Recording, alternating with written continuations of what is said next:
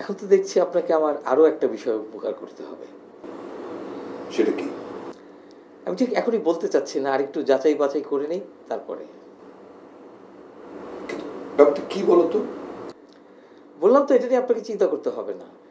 আপনার পর্যন্ত হয়তো যেতে নাও হতে পারে, তার আগেই হয়তো আমি বিষয়টা কিল করে ফেলবো। যাই হোক, আমি একটা কাজের কথা বলতে এসেছিলাম। তুমি তো আসলে আমাকে চিন্তায় ফেলে দিলে।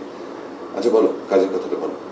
আপনি এটা নিয়ে মোটেও টেনশন করবেন না। আমি যেটা বলতে চাচ্ছি সেটা হচ্ছে, রায়হান চৌধুরীর ফার্ম থেকে খুব শীঘ্রই একটা বড় ধরনের টেন্ডার ড্রপ করা হচ্ছে, কিন্তু আমি চাই কাজটা আপনি পান।